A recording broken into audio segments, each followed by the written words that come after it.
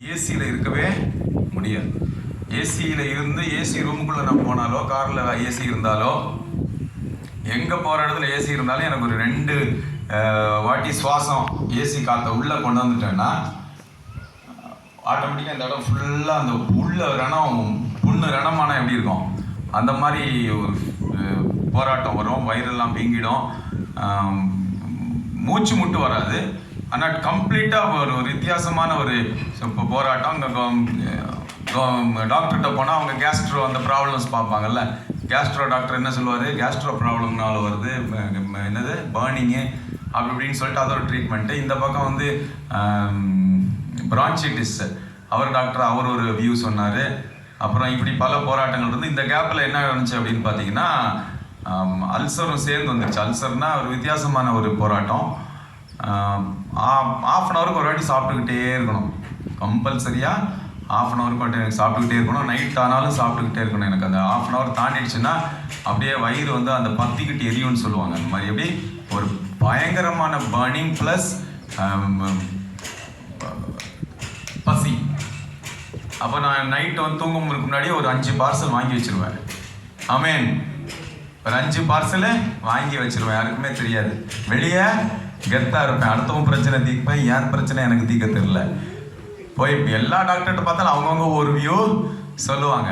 Apollo hospital போனேன், மியாட் போனேன், எல்லா இடத்துலையும் போனேன். அவங்க ஒவ்வொருத்தரும் காம்பினேஷனாக மாற்றி மாற்றி மாற்றி பண்ணாங்க. பட் ஒன்றும் சொல்யூஷன் கிடைக்கல. அந்த நேரத்தில் அந்த மெடிசனுக்கு அமுங்கி இருக்கும். அகெயின் அதுவும் உங்களுக்கு தெரியும், ஆக்சுவலாக இந்த கேஸ்ட்ரோ இன்டெஸ்டினல் இஷ்யூஸ் எல்லாம் ஒரு கோர்ஸ் அப்படின்னா ஒரு கோர்ஸ் கொடுப்பாங்க. இதுதான் அவருடைய டெம்ப்ளேட் மாதிரி ஒரு இது இருக்கும். அதை எடுத்துட்டோம்னா அதுக்கப்புறம் ஒரு பீரியடுக்கு அதை கொடுக்க முடியாது, ஓகேங்களா? ஆனால் நம்ம என்ன பண்ணுவோம், ஒரு டாக்டர்கிட்ட போய் குணம் வழியாக திருப்பி அவர்கிட்டே போவோம், சரிங்களா? இந்த ஹிஸ்ட்ரியை சொல்லுவோம், சொல்ல மாட்டோம், இவர் என்ன சொல்கிறான்னு பார்ப்போம். அதுவும் அட்வொகேட்லாம் சும்மா சொல்லணுமா? 1க்கு 3 வாட்டி 30 வாட்டி மூளை யோசிக்கும். அதனால இவர் சொல்றது இல்லை, அவர் புதுசாக அதே மருந்தை கொடுப்பாரு. அது பாருங்க, dose double dose triple dose உடம்பு தாங்குமா? ஒன்றும் பண்ணல. அது பயங்கரமாக போராட்டம் ஆயிடுச்சு. அப்புறம் கோவிட் சீசன்லலாம் வந்து ஒன்றும் சுத்தமாக முடியல. ஒரு வேளை கோவிட் ஆயிடுச்சான்னு கூட போய் டெஸ்ட் பண்ணோம். ஆனால் கோவிடு இல்லைன்னு சொல்லிட்டாங்க. மியாட் ஹாஸ்பிட்டலில் அட்மிட் பண்ணிவிட்டு கோவிட் இல்லை அப்படின்ட்டு ஒரு பில்லை மட்டும் கறந்துட்டு விட்டுட்டாங்க. சந்தோஷம் அது வரைக்கும் அப்படின்னு. வெளியே வந்துட்டேன், என்ன பண்ணுறதுன்னே தெரில. அப்புறம் ஒரு நாள் என்ன ஆயிடுச்சு அப்படின்னு பார்த்தீங்கன்னா, டோட்டலாக இந்த மாதிரி போயிட்டே இருக்கும்போது ஒரு நாள் டோட்டலாக மூச்சு முட்டல் வந்து ஒரு 3 நாள் 4 நாள் ரொம்ப போராட்டம். அப்போ வந்து என்னால் நேராக நிற்க முடியல. இப்படி இந்த முட்டைக்கால் போட்டு கீழே கவுந்து இருந்தால் எப்படி இருக்குமோ அந்த பொசிஷனில் இருந்தால் தான் என்னால் ப்ரீத்திங் பண்ண முடியுது.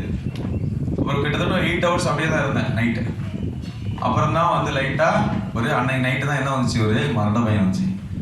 மனுஷனுக்கு மரண பயம் வந்து சரீர பலம் குறையும் போதுதான் இப்படியே வானத்தை பார்க்க தோணும் இல்லை? அது வரைக்கும் கடவுளாவது டேஷ் ஆகுது, நான் பார்த்துப்பேன், அவர் இருந்தால் என் முன்னாடி வரட்டும் பார்ப்போம் அப்படின்னு பலம் இருக்கும்போது புத்தி இருக்கும்போதும் தோணும். அது ரெண்டும் லைட்டாக நம்ம கண்ட்ரோல் விட்டு போகும்போது தான் கொஞ்சம் அப்படியே கீழ்ப்படிதல் அப்போ தான் வரும் ஆவியில். அப்படி தான் வந்து ஆண்டவர்கிட்ட என்ன பண்ணுறதுன்னு தெரியல. இந்த ஐயா நமக்கு பழக்கமானது இருந்தார், அவருக்கு பழைய பழக்கம். ஆனால் அந்த சீசனில் அவர் தான் கை கட்டின தூரத்தில் இருந்தார். அவர்கிட்ட கூப்பிட்டு இந்த மாதிரி பிரச்சனை இருக்குது, என்ன பண்ணுறதுன்னு தெரியல, என்னை கொண்டு வந்து வீட்டில் விட்டுருங்க. எப்படி போகிறதுன்னு முடிவாயாச்சு. அங்கே போய் புதைச்சி அந்த மண்ணில் புதையட்டுமே, இங்கே போய் என்னத்தை போய் எவன் எடுத்து தூக்கி எங்கே கொண்டு போட்டு எந்த மாதிரி சொல்லியில் போட்டு என்ன கண்டிஷனில் போய் சேரும்னு தெரியும். அதனால் எப்படியாவது கொண்டு போய் வீட்டில் தள்ளி விட்டுருங்க அப்படின்னு தான் சொன்னேன். அவர் சொன்னார், வா காட்டி ஜெபிக்கலாம் அப்படின்னா. ஜெபமா? இத்தனைக்கு எங்கள் அப்பா வந்து பார்த்தீங்கன்னா ஒரு மிஷனரியாக இருந்தார். ஆமேன். அவர் ஒரு நல்ல நிர்வாகத்தில் நல்ல ஸ்தாபனத்தில் மிஷனரி ஊழியம் பண்ணிட்டு இருந்தவர் தான். அவருடைய பையன் தான் நான். ஆனால் அந்த ஆவிக்குரிய காரியங்கள் எல்லாம் நமக்கு அவ்வளவு அந்த டச் வரல. ஆண்டவர் இருக்கிறாரு தெரியும், எல்லாம் இதெல்லாம் this is this, that is that, okay நல்லது, அங்கேயே இருக்கட்டும். ஒரு ஆம் டிஸ்டன்ஸ் கீப் அப் பண்ணிப்பேன் எப்போவுமே.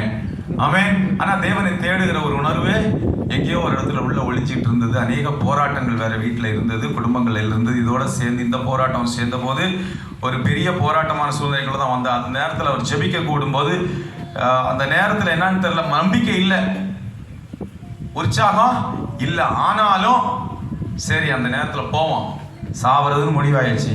போகிற நேரத்தில் கடவுள் இருக்கார் அப்படின்னு சொன்னான்னா ஜோம் பண்ணிட்டு தான் வந்திருக்கேன்னு சொல்லணும்ல. அதனால சரி நான் அவர்கிட்ட உபவாசத்துக்கு போனால் அவர் ஏதோ ஒரு லிங்க் பிடிச்சி இந்த பாஸ்டரை கூப்பிட்டு வந்தார், ஏசுராஜ் ஐயாவை. அவர் வீட்டில் இருக்கிறாரு. நான் போய் இந்த பார்சலோட 5-6 பார்சலோட போகிறேன் வீட்டுக்கு. பார்சல் மேனாஸ் அவரும் நானும் சேர்ந்து சாப்பிடுவோம். ஆசை வந்துச்சு நான். ஆனால் அன்னைக்கு போகும்போது பாருங்கள், அந்த வீட்டுக்குள்ளே போகும்போது எல்லாமே ஃபுல்லாக அவங்க நைட் நல்லா தூங்குறாங்க ஜெபிச்சுட்டு. நான் பாட்டில் வாந்தி கக்கூசில் தான் இருந்தேன். உண்மையாக சொல்லணும்னா கக்கூசில் தான் இருந்தேன். ஃபுல் வாந்தி வருது. உள்ளேருந்து என்ன வருதுட்டு தலை பாரம் பயங்கரமாக வந்து வெட்டிக்கிற மாதிரி தலை வேதனை ஃபுல்லாக வயிற்றுலேருந்து கபங்கமாக வந்துட்டு இருக்கு. எங்கேருந்து அவ்வளோ கிலோவாக இருக்குதுன்னு எனக்கு தெரியல. ஆனால் எனக்கு மோஷன் ப்ராப்ளமே இருக்காது. ½ அன் ஹவருக்கு ஒரு வாட்டி சாப்பிட்டா கூட மோஷன் கரெக்டாக போகுது. அப்போ இது சாப்பிட்ற இந்த இத்தனை கிலோ எங்கே போகுதுன்னா எனக்கு தெரியல. அப்போ இந்த அவர் வீட்டில் தான் இருக்கிறார். பாஸ்டர் வீட்டில் நான் இருக்கிறேன். நான் போய் கோர்ட் ஒர்க் முடிச்சுட்டு ஈவினிங் வருவேன் 7 days ஃபாஸ்டிங்கில். அவர் வீட்டுக்கு போன உடனே ஜெபிச்சுட்டு அவங்க தூங்கிடுவாங்க. நான் எங்கே போகணும் தூங்குறதுக்கு? பாத்ரூம் போகணும். ஏன்னா தூங்க முடியல. அப்போ தான் இது என்னடா இது அப்படின்னா நம்மளுடைய என்னது அந்த மூளை கொஞ்சம் லைட்டாக ஷேக் ஆகிடுச்சு. என்னமோ இருக்குது. எத்தனை பாஸ்டர்கள் இருக்கிறாங்க. ஏன்னா இவர் வரும்போது மட்டும் வாந்தி வருது, இது என்னன்னு கண்டுபிடிக்காம விடக்கூடாது. ஆமென். அப்படின்னு அந்த 7 நாள் ஃபாஸ்டிங்கில் முதல் முறையாக ஃபாஸ்டிங் பாருங்கள். ஒரு மிஷனருடைய பிள்ளை. நான் வந்து ஃபாஸ்டிங் அப்போ தான் ஃபஸ்ட் டைமாக எடுக்கிறேன். நம்ம எவ்வளோ அறியாமைங்கிற கட்டில் சாத்தா நம்மளை வஞ்சிச்சு வச்சிருப்பான்னு நமக்கே தெரியாது. The obedience is and tarrying in God's presence pays off more than anything. ஆமென். கர்த்தருடைய சமூகத்தில் டேரி பண்ணும்போது நம்ம மூளைக்கு நிறைய விஷயம் தெரியவே செய்யாது. ஒத்துக்காது. நம்ம உடம்பே சில நேரம் ஃபைட் பண்ணும். நான் ஆகும்னா கூப்பிட்றாரு ஃபாஸ்டிங்னா அப்படியே குப்புக்குன்னு கட்டாவத்தை அப்படியே உள்ளேருந்து அப்படியே மூச்சு எடுத்து அப்படியே மேலே வரும். ஆனால் அப்படியே அதை கொஞ்சம் அமிக்கி உள்ளே போட்டுக்கிட்டு வேணா காசு வாங்கிக்கோ, காணிக்க வேணும் தானே, அந்த வாங்கிக்கோ, சும்மா கூப்பிடாது. ஏதாவது ஜோம் பண்ணி அமுச்சு விட அந்த ஆட்டிடியூடு தான் இருந்துச்சு. பட் எப்போ மரண பயம் வந்துச்சோ அப்போதான் நம்ம கர்த்தருடைய சமூகத்தில் அந்த கோபம் எல்லாம் கொஞ்சம் அடக்குனார். ஆண்டவர் தான் கூட இருந்தாருன்னு நான் சொல்லுவேன். இன்ஃபேக்ட் ஆமென். எங்கள் அப்பா பண்ண அந்த ஊழியம் அவருடைய பையன் அவர் பார்த்து கழுதையோட போய் எங்கேயாவது மாட்டிக்கிட்டான், சரி காப்பாற்றி விடுவோம், தூக்கி விடுவோம் அப்படின்ட்டு அவர் தான் தன்னுடைய ஊழியக்காரரை கூப்பிட்டு அந்த ஃபாஸ்டிங்கில் போகும்போது பார்த்தீங்கன்னா அந்த 7 நாளில் பயங்கரமான கட்டு. எப்போ அவர் வீட்டுக்குள்ளே போனாலும் வாந்தி. அதுக்கப்புறம் தான் கட்டுகள் அப்படின்னா என்ன அப்படின்றது நமக்கு தெரிய ஆரம்பிச்சது. ஓகே, அப்போ இந்த மனுஷன் உண்டாக்கின லேபு, ஸ்கேனரு என்ன இருந்தாலும் அதெல்லாம் விழுங்கி சாப்பிடுகிற ஒரு ஆவி உலகம் இருக்குது அப்படின்ற விழிப்புணர்வே அப்போதான் ஃபஸ்ட்டு டைமு ஃபாஸ்டிங் போடுறதுக்கு அப்புறம் தான் அந்த ஃபயர் ஸ்பார்க் ஆகுது. அப்புறம் அந்த நேரத்தில் பார்த்தீங்கன்னா கை வேற உடச்சிட்டான் ஒரு வாட்டி. அந்த ஃபாஸ்டிங் பீரியடுக்கு வந்துட்டு இருக்கும்போது கோர்ட் முடிச்சுட்டு எப்படியாவது 7 நாள் தொடர்ந்து வந்துடணும் அப்படின்ட்டு நான் அங்கே சைதாப்பேட்டையில் இருந்தேன். அப்போ இவங்க தாம்பரத்தில் இருக்கிறாங்க. அங்கேருந்து டெய்லி இங்கே வரணும் ஒரு 15 கிலோமீட்டர் 20 கிலோமீட்டர். அந்த தொடர்ந்து வரணும் அப்படின்ற அந்த தாகம் இருக்குது பார்த்தீங்களா, அந்த தாகத்தை உள்ளே உட்காந்துருக்க விடுவானா.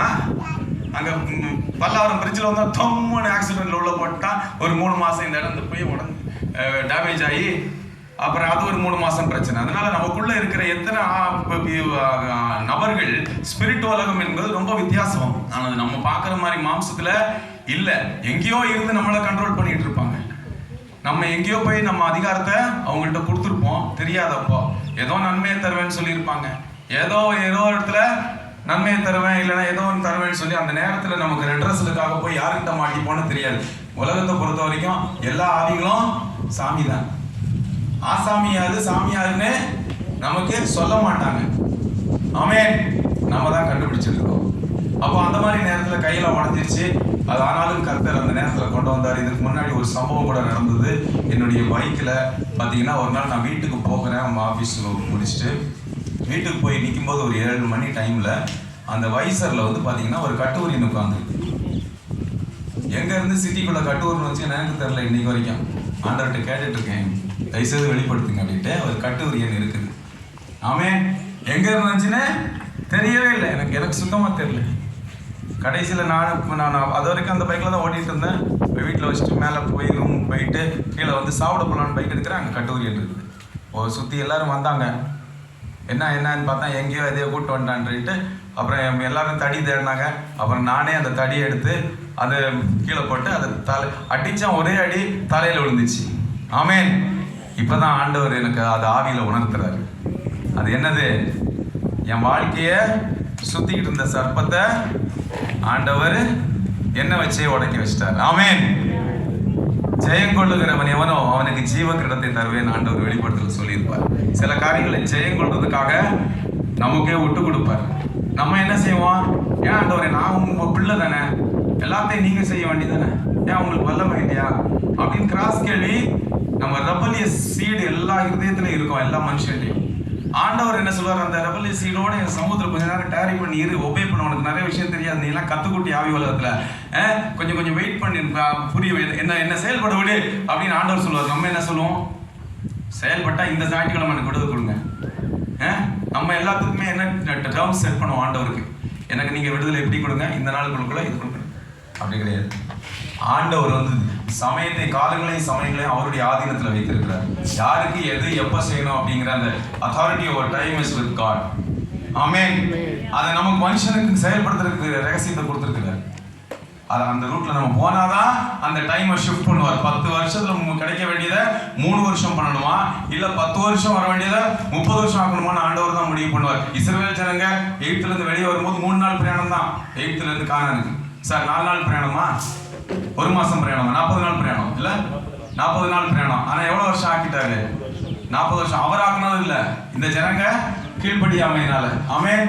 அது மாதிரி ஆண்டவர் எனக்கு எங்கேயோ கர்த்தர் நம்மளை வச்சிருக்க வேண்டியது, எப்பயோ நம்ம வந்து ஆண்டவருடைய நாமத்தை நிற்க வேண்டியது நம்முடைய கீழ்ப்படியாமையினால இங்க வந்து கடைசியில குழியில விழ பண்ணி இந்த கட்டுகளுக்குள்ள போய் கர்த்தர் தன்னுடைய ஊழியக்காரர் மூலமாக தூக்கி எடுக்கிறார். ஆமென்.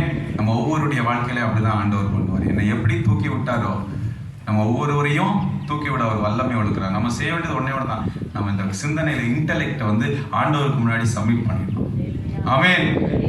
அவரு சப்மிட் பண்ணதுக்கு அப்புறம் அவர் அதை கிளென்ஸ் பண்ணிட்டு நமக்கு திருப்பி ரெஸ்டோர் பண்ணுவார். அப்ப நம்ம எல்லாத்தையும் பார்க்க வேண்டிய விதமா பார்க்க ஆரம்பிச்சிடும். ஆமென். ஹல்லேலூயா. அதுதான் உங்களுக்கு இன்னைக்கு என்னுடைய சாட்சியின் மூலமா நான் சொல்றேன். கர்த்தருடைய சமூகத்துல tarry in his presence. நிறைய போராட்டங்கள் எங்க இருந்து எந்த ரூபத்துல இருந்து வருதுன்னு தெரியாது. நம்ம எமோஷனை வந்து பயங்கரமா ஹிட் பண்ணுவோம். சாட்டனுடைய தந்திரமே நம்முடைய எமோஷனை, நம்முடைய பொறுமையான ஒரு எமோஷன் எவ்வளவு எல்லாம் இருக்குன்னு ஆண்டவர் நிர்ணயிச்சு பண்ணிச்சுப்பார். அந்த இடத்துல அவனை மேனிபுலேட் பண்ணி இவ்வளவுதான், இதுக்கு மேல ஆண்டவர் தேடாத, அது பாட்டில் நடக்கட்டும், நீ பாட்டில் வாழுன்னு சொல்லி விட்டுருவோம். எல்லா எமோஷன்ஸையும் என்ன பண்ணுவான்? டேம்பர் பண்ணுவான்.